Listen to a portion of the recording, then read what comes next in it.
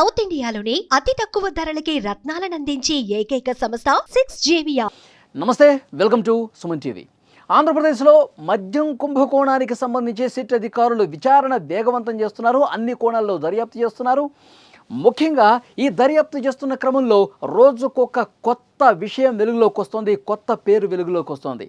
ఇప్పుడు ఈ కుంభకోణంలో వైఎస్ అనిల్ రెడ్డి పాత్ర కూడా ఉంది అని చెప్పి సిట్ అధికారుల ఇన్వెస్టిగేషన్లో బయటపడింది. ఈ అనిల్ రెడ్డి ఎవరంటే జగన్మోహన్ రెడ్డి గారికి స్వయాన బ్రదర్. జగన్మోహన్ రెడ్డి గారి పెదనాన్న జార్జి రెడ్డి ఎవరైతే ఉన్నారో అతని రెండో కుమారుడే అనిల్ రెడ్డి. ఇతను చెన్నైలో ఉంటాడనమాట. అయితే మద్యం స్కామ్లో ఇతని పాత్రకు సంబంధించిన చాలా క్లియర్ కట్ ఆధారాలు సిట్ అధికారులు సంపాదించారు.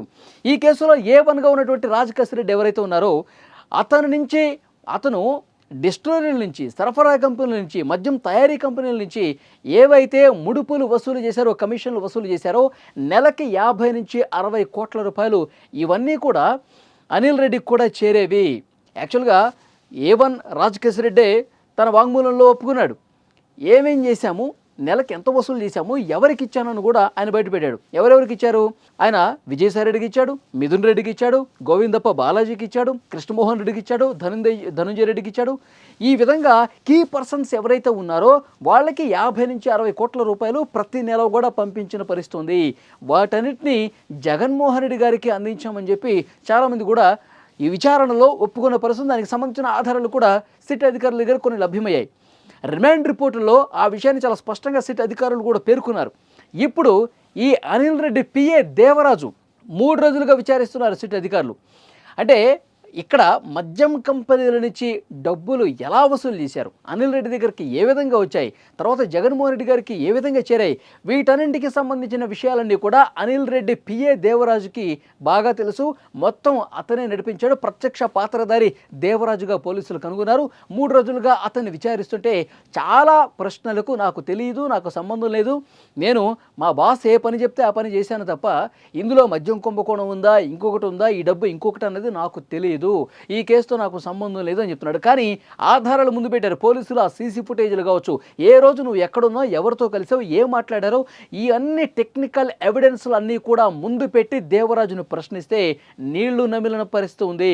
కొన్ని విషయాలకు ఎస్ ఇది జరిగింది నిజమే, నేను వీళ్ళని కలిసింది నిజమే, వీళ్ళ దగ్గర ఇంత డబ్బులు ఇచ్చింది నిజమే అని కూడా ఆ దేవరాజు ఒప్పుకున్నట్టుగా తెలుస్తోంది.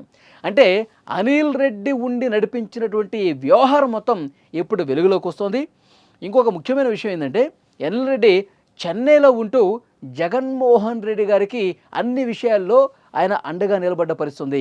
జగన్మోహన్ రెడ్డి గారికి సంబంధించి అన్ని విషయాల్లో ఆయన చాలా కీలకంగా వ్యవహరించినటువంటి పరిస్థితుంది. ముఖ్యంగా వైఎస్ జగన్మోహన్ రెడ్డి గారి హయాంలో ఇసుక దందా కూడా పెద్ద మొత్తంలో జరిగిందండి. దాంట్లో కూడా అనిల్ రెడ్డి పాత్ర ఉన్నట్టుగా సమాచారం ఉంది. ఇసుక కుంభకోణానికి సంబంధించి ప్రతిమ కావచ్చు, JCKC కంపెనీలని ముందు పెట్టి వెనకాలంతా దందా నడిపించింది అనిల్ రెడ్డి అని చెప్పి ఒక ఇన్ఫర్మేషన్ కూడా వస్తుంది. అలాగే మొన్న ఎన్నికల్లో కూడా, సార్వత్రిక ఎన్నికల్లో కూడా 2024లో సర్వేలు చేశాడు అనిల్ రెడ్డి.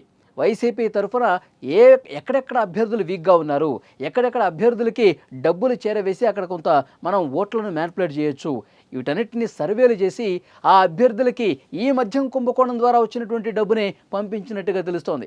సో చాలా వ్యవహారాల్లో అనిల్ రెడ్డి పాత్ర ఉంది. జగన్మోహన్ రెడ్డి గారికి సంబంధించి చాలా స్కామ్స్లో అతని పాత్ర ఉంది అని చెప్పి పెద్ద ఎత్తున చర్చ వినిపిస్తూ ఉంది. సిట్ అధికారులు కొన్ని ఆధారాలు కూడా సంపాదించిన పరిస్థితుంది. సో డెఫినెట్గా ఇంకా కొన్ని కీలకమైన విషయాలు రాబడుతూ ఉన్నారు. ప్రస్తుతం PA అదుపులో ఉన్నారు. రేపో మాపో అనిల్ రెడ్డికి కూడా నోటీసులు ఇచ్చి విచారించబోతున్నారని చెప్పి తెలుస్తోంది. సో మద్యం కుంభకోణంలో ఇప్పటికే 2 ఛార్జ్షీట్లు సిట్ అధికారులు కోర్టులో ప్రొడ్యూస్ చేశారు. ఇక 3వ ఛార్జ్షీట్లో ఇతని పేరు ఉండే అవకాశం కనిపిస్తోంది.